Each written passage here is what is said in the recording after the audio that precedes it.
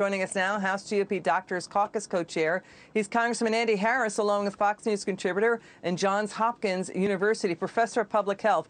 Dr. Marty Makary, we have to start with you. Congressman, we're going to get to you in a second, because Justice Sotomayor falsely claimed 100,000 children are in the hospital sick with COVID on ventilators. Let's listen to this. Watch. Omicron is as deadly and causes as much serious disease in the unvaccinated as Delta did. We have over 100,000 children, which we've never had before, in serious condition, and many on ventilators.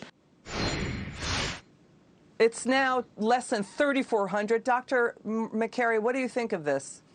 Well, this is really disappointing, Liz. This is the Supreme Court of the United States using really bad data to make a very important decision here. I mean, 100,000 children in the hospital, most with severe illness. The real number from the CDC is 5,520 from their COVID-Net surveillance network, which is not a comprehensive number, but it's a pretty good approximation. And that's kids with COVID and for COVID. The hospital's now reporting how many are with COVID and how many are for COVID, are saying the majority, 50 to 60%, are just incidental COVID tests. So it's tragic they're using data from headlines and not from real medical statistics.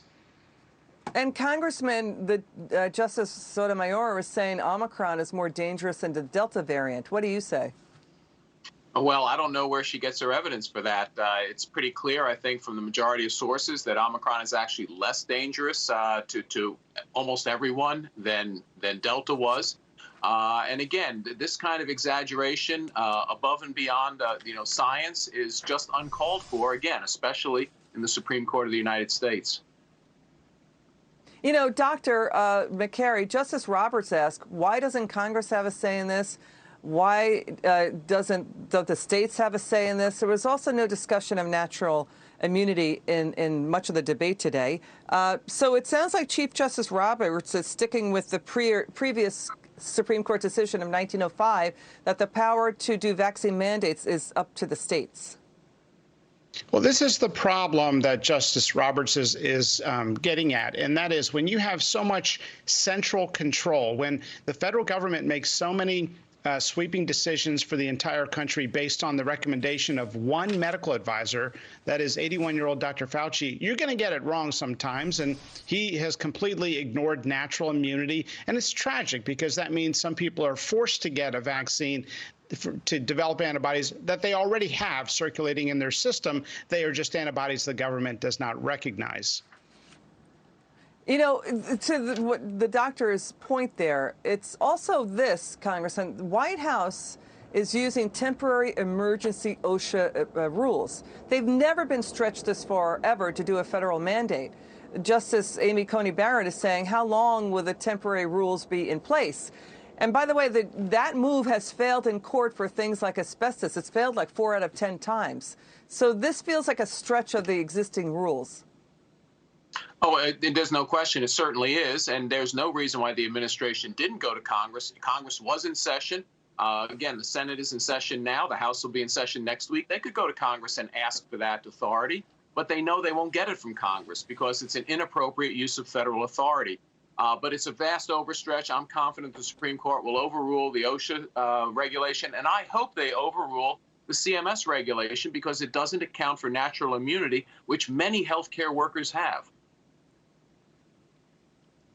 You know, Doctor, to the Congressman's point, you know, we hear Justice Elena Kagan saying vaccinations are helpful and work in a pandemic like this. We want to protect people. But that's a public policy issue. This is a constitutional problem that the Supreme Court is dealing with. I mean, we have the National Federation of Independent Businesses saying that basically Congress did not clearly authorize OSHA to commandeer businesses into implementing a vaccine, and it's a testing and masking mandated as well for tens of millions of workers in the private sector, and dragooning the private sector to be basically whistleblowers for the federal government on this mandate. So you see Justice Kagan saying, you know, the vaccines work, we're in a pandemic, but that's the other the constitutional problem at stake, right? Well, look, I understand Justice Kagan is well-intended, but what she said was wrong. It was medically inaccurate. She said more and more people are getting sick every day. And regarding the mandate, she says the key to stopping all this, there is nothing else that will perform that function better than the vaccine mandate. Well, that's not true anymore. Vaccinated people are getting Omicron just as the unvaccinated are.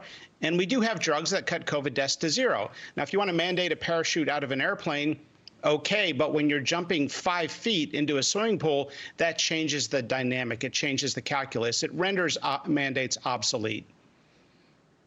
Okay, Congressman Andy Harris and Dr. Marty Makary, that was great to break the Supreme Court, break it down what happened at the Supreme Court today. It's good to see you both. Come back soon.